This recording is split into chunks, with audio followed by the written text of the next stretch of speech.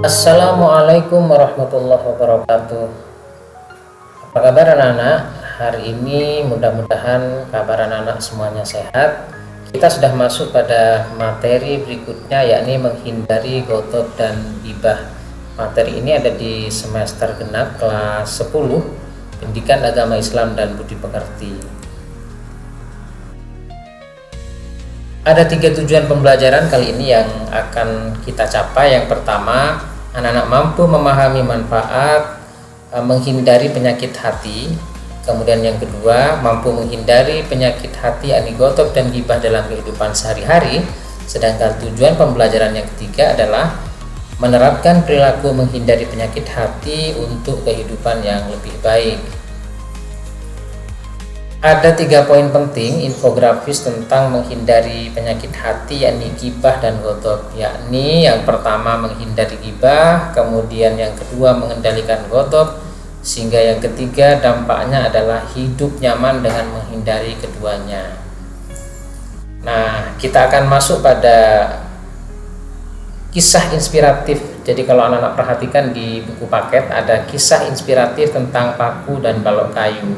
Ada 3 poin penting yang ingin saya sampaikan di sini. Yang pertama, murid temperamental. Jadi di kisah paku dan balok kayu ini kita menemukan seorang murid yang mudah marah, mudah meluapkan emosi. Kemudian ada nasihat guru menasihati untuk menancapkan paku setiap marah. Apa pelajaran yang bisa kita ambil adalah pelajarannya adalah amarah meninggalkan bekas luka seperti lubang paku. Bisa kita bayangkan, setiap paku yang menancap pada kayu akan membekas dan membuat lubang, dan lubang itulah yang kemudian disebut dengan luka. Kita akan masuk ke materi pokok, yakni yang pertama menghindari sifat temperamental atau ghotob. Definisinya secara sederhana, ghotob itu didefinisikan sebagai perilaku yang mudah marah karena tidak senang. Jadi orang yang meluapkan kemarahannya karena sesuatu yang tidak ia senangi, kemudian ia menampilkan kemarahannya, itu disebut dengan ghotob dalam Islam.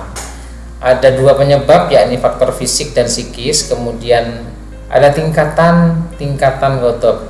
Yang pertama berlebihan, yang kedua tidak marah, yang ketiga proporsional. Jadi berlebihan itu dia marah dengan cara marah yang amat sangat, tidak peduli dengan lingkungan sekitar. Kemudian yang kedua, tidak marah karena dia mampu menahan emosinya walaupun ia tidak menyukainya. Kemudian yang ketiga, marahnya proporsional sesuai dengan ukuran atau takaran kemarahan itu sendiri. Nah, ini cara menghindari ghotob. Anak-anak bisa melihat di buku paket ya. Yang pertama adalah membaca ta'awud, a'udzubillahi minasyaitonirrajim. Kemudian yang kedua mengubah posisi, ini berarti kita bergerak memalingkan pandangan gitu ya. Jadi ubah posisi ini artinya kita ada pergerakan yang awalnya menghadap ke timur misalkan, kemudian menghadap ke barat, memalingkan muka dari orang yang kita dibuat marah olehnya gitu ya. Kemudian yang ketiga, diam, tidak ada tindakan apapun. Ini cara menghindari ghotob. Kita diam dengan terus beristighfar, terus menahan emosi. Kemudian yang keempat adalah berwudu. Lakukan cara-cara yang diajarkan Rasulullah tersebut untuk mengendalikan amarah kita di saat posisi kita dalam keadaan marah. Berikutnya anak-anak sekalian, ada beberapa manfaat. Kalau di sini anak-anak bisa lihat ya, ada 3 manfaat menghindari ghotob. Yang pertama, kita akan terhindar dari rasa benci yang dibenci oleh orang lain. Jadi kalau kita mampu menahan amarah, orang akan enggan atau tidak akan membenci kita. Sebaliknya, jika kita tidak mampu menahan amarah, maka orang-orang akan membenci kita. Kemudian yang kedua, ada perasaan bahagia dalam diri karena kita selain berhasil menahan emosi, juga orang tidak menjadi sakit hati atas kemarahan kita karena kemarahan sudah dibendung.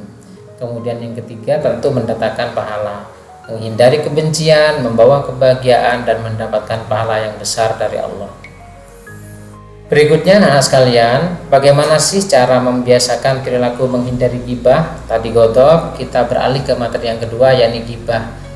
Secara sederhana, Gibah itu sering kali kita lakukan namun kita tidak sadari. Gibah secara sederhana diartikan dengan membicarakan aib orang lain, membicarakan aib temannya, membicarakan kejelekan gurunya, membicarakan kejelekan saudaranya, gitu ya. Itu dalam Islam disebut dengan gibah, menggosip sesuatu yang itu buruk dan tidak patut untuk diobrolkan. Kemudian dampaknya adalah yang pertama, Allah pasti murka kepada orang yang senantiasa melakukan gibah. Kemudian hatinya lama-lama akan mengeras dan tentu akan timbul pertikaian ya di antara sesama. Apa sih penyebab gibah? Yang pertama ada rasa benci, rasa tidak suka kita kepada orang lain. Kemudian yang kedua, adanya rasa iri terhadap prestasi, iri terhadap pencapaian orang lain sehingga kita ingin seperti dia gitu ya. Kemudian faktor lingkungan. Jadi berhati-hati anak-anak, kita memilih teman, kemudian memilih dengan siapa kita bergaul, itu juga menjadi salah satu penyebab timbulnya gibah. Terakhir, manfaat menghindari gibah. Ada 7 manfaat. Yang pertama, kalau kita mampu menghindari gibah, aktivitas kita akan produktif, bisa berkarya, bisa menghasilkan sesuatu yang bermanfaat, berdampak baik pada orang lain. Kemudian yang kedua, hidup akan menjadi lebih tenang. Jadi tidak kepikiran, tidak dihantui rasa takut atau rasa bersalah. Kemudian akan terhindar dari fitnah, tidak sembarangan orang bisa memfitnah kita karena kita sudah mampu menjaga lisan, menjaga mulut kita untuk tidak menggosip, tidak menggibah orang lain. Kemudian yang berikutnya ada nilai positif di dalamnya. Selain terhindar dari dosa, kita juga mendapatkan pahala. Kemudian kredibilitas, jadi kepercayaan kita akan semakin meningkat, orang akan semakin percaya kepada kita karena kita tidak termasuk dalam golongan orang-orang yang suka menggibah.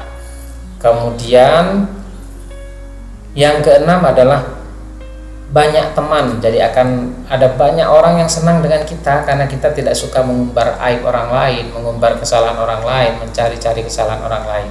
Dan yang ketujuh tentu terhindar dari murka Allah. Orang yang senantiasa menghindari gibah, Allah tidak akan murka kepadanya, sehingga kita akan senantiasa terhindar dari murka Allah. Demikian anak-anak materi kita kali ini. Mudah-mudahan kita semua mampu mengimplementasikan dalam kehidupan kita bagaimana menjauhkan diri dari penyakit hati yakni ghadab dan gibah. Jika ada pertanyaan, silahkan sampaikan di kolom komentar. Semoga bermanfaat. Terima kasih. Wassalamualaikum warahmatullahi wabarakatuh.